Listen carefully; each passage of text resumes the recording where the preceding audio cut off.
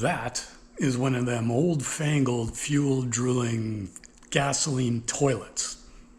We're going to tune it because that's what we do.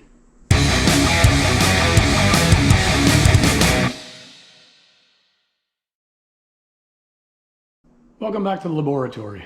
We're working on the Corvette again. This car is mostly original, but somewhere along the line somebody replaced the intake manifold and the carburetor. So the carb that's on it isn't the correct one, and I suspect that the calibration is not correct either, because every time this thing runs, all I can smell is fuel. So I suspect that it's running rich, and it needs a bit of recalibration. Now, with the QJets, it's not just jets. If you've watched my other videos where I go through the tri-power stuff on the GTO, the QJet has primary jets, but then it's got metering rods that are like little sticks in the holes that restrict the amount of fuel. And then the power valve actually lifts the metering rods out so more fuel can flow. On the secondary side, it's got fixed orifice, so there's no jets to replace, and it's just got metering rods on the secondary side. So we're gonna run this thing, we're gonna put the wideband in it, run it around, see what it's doing, and make adjustments on the primary or secondary side as needed. Let's see how it goes.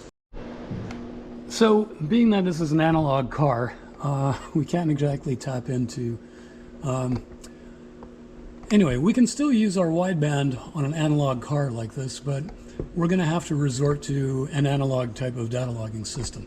So we've got the wideband display mounted up on the dash, and we're going to use my other GoPro there. That's going to be the data logger to watch what that thing is doing. The tack on this thing is monstrously huge. You probably can't see it because I don't have the light on here right now. But at HD, we might be able to read the tack through the GoPro. Now, one of the wonderful things about this year of Corvette is you can remove the back window. And that's really easy, as I trip over stuff in my shop here, to run the cabling down to our tailpipe sniffer. So I chose the driver's side because I think we've got an exhaust leak on the passenger side. It sounds like there's a little bit of exhaust puffing on that side. And although the tailpipe sniffer here is not the best way to do it, I don't really want to drill into the stock exhaust system and put in an O2 bung.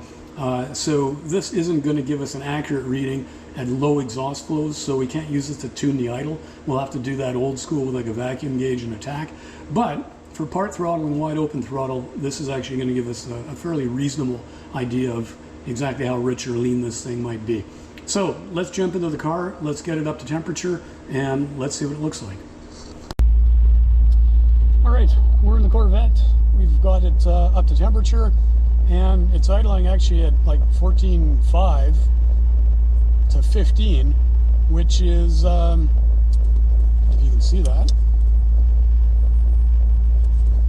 Again, we're not going to believe what the tailpipe sniffer says at idle, but that's not bad for a carbureted car. So it's probably like a lot richer than that, but if it's like mid-13s, that's not bad. Just driving it down the highway, it was like mid-13s at 60 miles an hour, which again is not bad. But when I did squeeze into it a little bit, it looked like it went pretty rich. So we're going to go for another loop if the traffic allows. I'm going to squeeze into it again and see what kind of wide open throttle air fuel we're getting. So we might be okay on the primary side. We might just have to do a metering rod change on the secondary side. Let's see how it goes. Okay, so 2,000 RPM.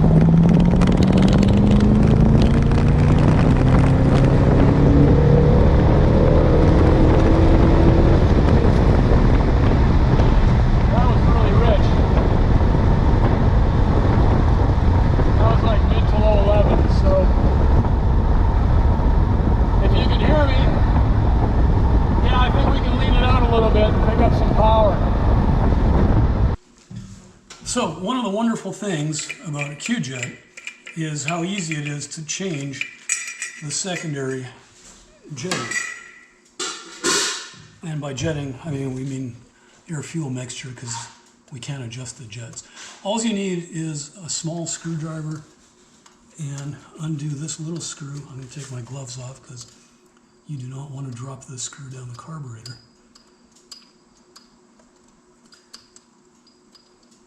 Okay, that little screw comes out, and stick it right there, and then this whole thing lifts out.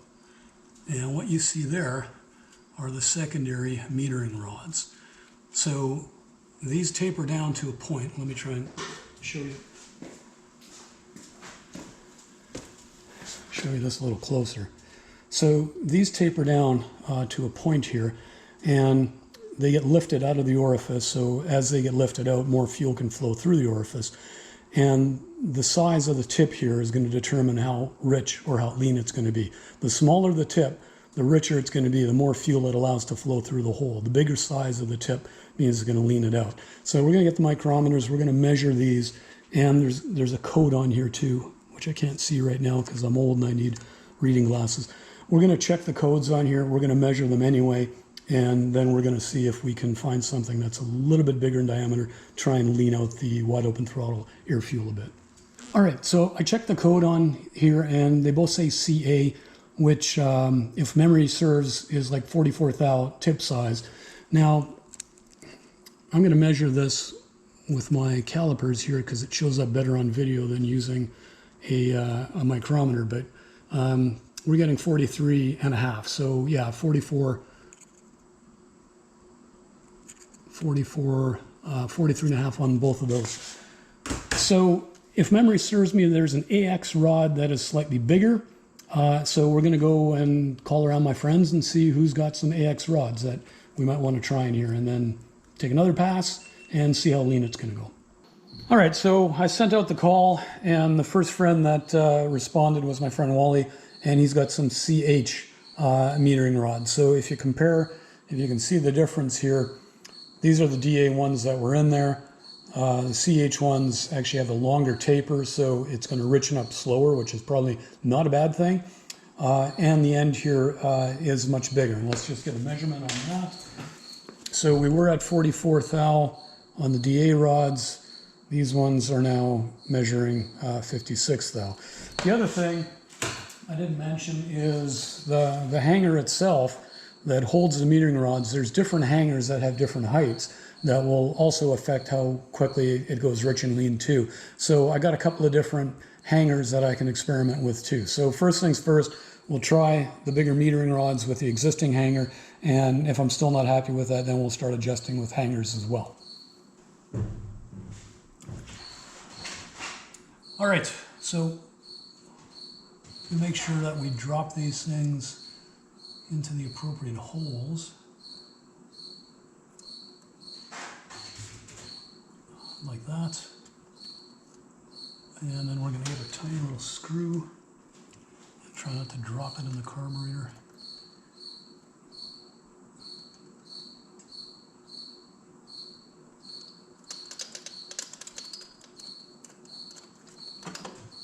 And cricket season has started, as you can hear my co-host over there.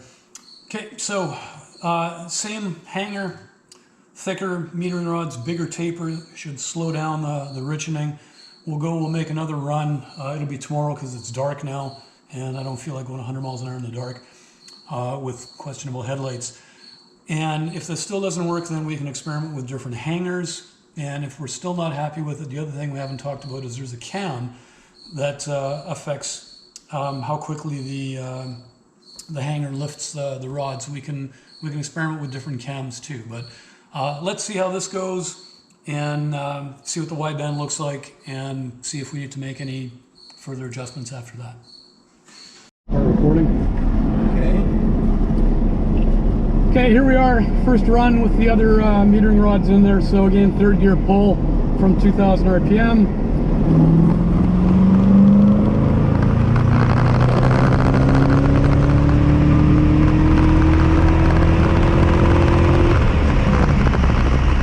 Felt a little bit of misfiring there at the top. I had a quick glance at the wideband and seemed like we were in the 12, so we might be in the ballpark. It's hard to tell when I'm trying to keep the thing between the ditches. I'm not really watching the wideband the whole time, but when I glanced at it, things looked okay. We'll go back and we'll watch the video again. I'm with my buddy Tom today.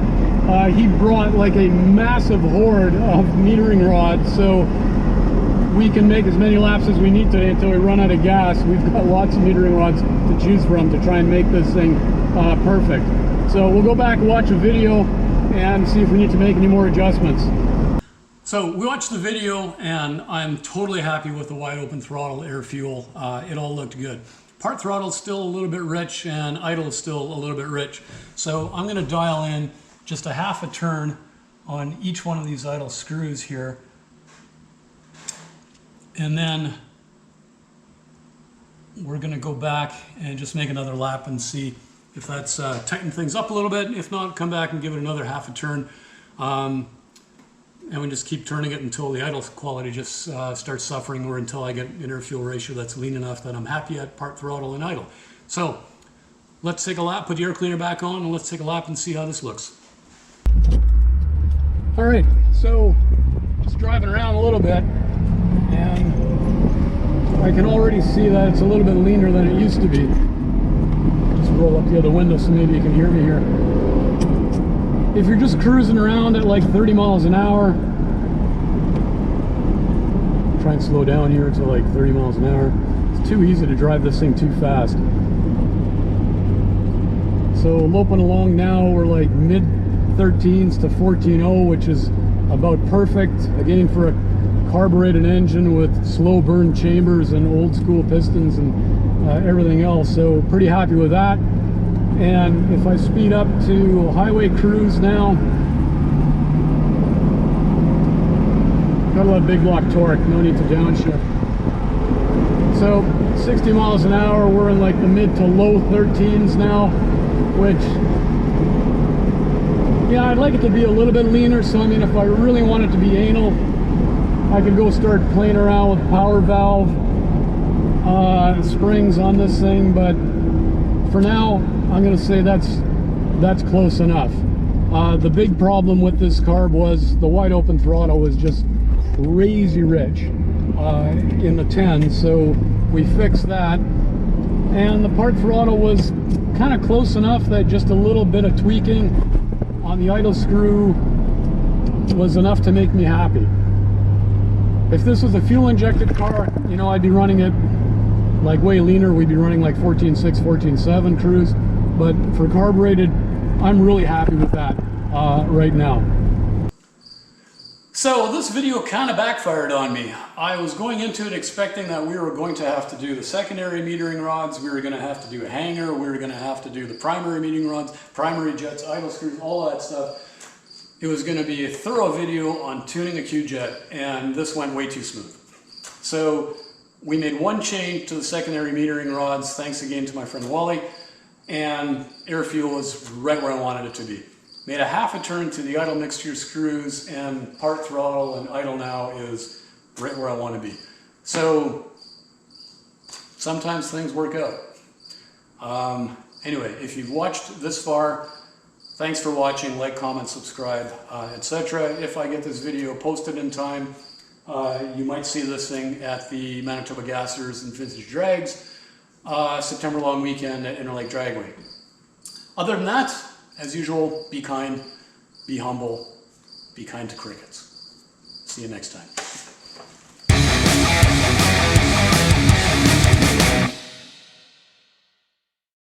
My cricket friend is back. Co-hosting the show today, I need to give him a name. George, the cricket. Shut up! Stop it! Give me like a minute. There you go. Alright, we're doing it with the cricket.